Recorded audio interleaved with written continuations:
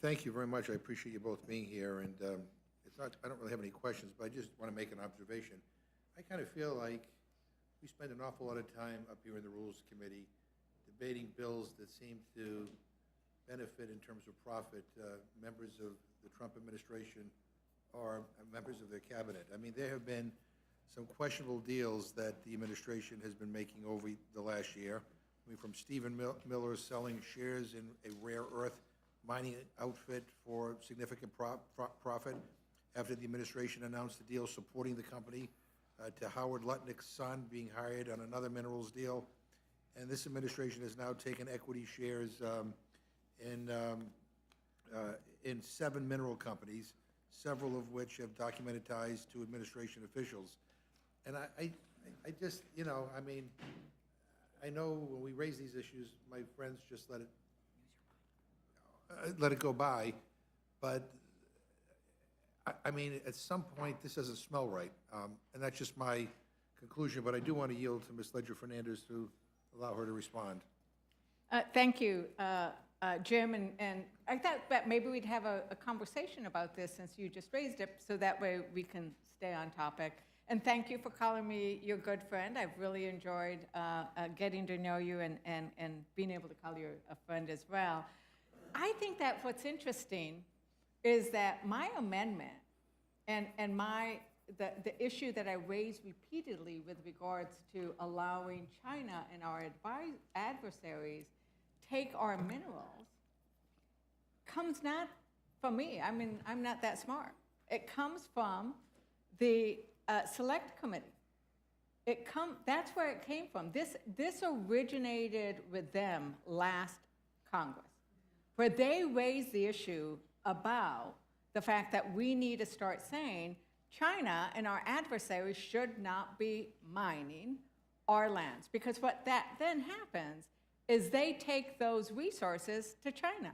And last time Representative Stauber was here, he didn't want to answer that question, that, like, what was going to happen. I asked you, where is the copper that they intend to mine near the boundary water is going to go, and you have to acknowledge that was going to go to China. But that was let me finish the point I was going to make. So, Madam Chair, I think that what you're talking about is good for us to wrangle with that. What this bill does is it provides a benefit. And what I am saying is we should not be providing these benefits to our adversaries. I agree. So, but every time I raise the issue of let's stop, we keep having these mining bills come before us, I keep saying let's not offer that benefit to our adversaries, and we keep hearing, oh, we can't do that now, we can't do that now, we can't. Well, when are we going to ever say enough? When are we going to ever say, we don't want China to be taking these things? And I think the argument that, oh, the unintended consequences, China might come in here and buy a bunch of, and buy the controlling stock, well, then my question would be, if they buy that controlling stock, do we really want them to get the benefits? Because if they got that controlling stock, they're going to then take all the minerals. And I think that that's the problem. It's what you just pointed out is exactly the problem. If we don't say, no, you can't, then they're going to keep doing it because we have not put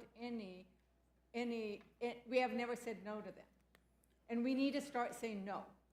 We need to start saying that these resources are very important. And in my state, we have a huge mine down in Silver City. It mines all kinds of things. Guess what? It's American owned. You can have American owned companies. And if you start saying that these kinds of things are only available to either American owned companies or companies owned by our allies, or at least not our adversaries, then you're going to start having more American or friendly companies owning them. So that's the consequences. I think you're thinking of what are the consequences. That's the consequence I'm looking for. The consequence I'm looking for is saying no to China and our adversaries, and yes to Americans and our allies. So does it make sense of where I'm trying to go with it? And the fact that it came out of this whole line of what we should be doing. Talk to Representative Molnar about it. And when I talked to Secretary Burgum about it, he agreed with me. I mean, this is not something that this should be bipartisan. I don't know why the Natural Resources keeps saying we can't do it now. They don't say that it's the wrong thing, they just keep saying we can't do it now, and over again, it can't be now. And there's always some kind of new excuse. Thank you, Mr. Chair. Thank you, and I yield back. Thank you, Mr. McGovern, and I'll just say very quickly, we need to put some really good minds on to how to solve this.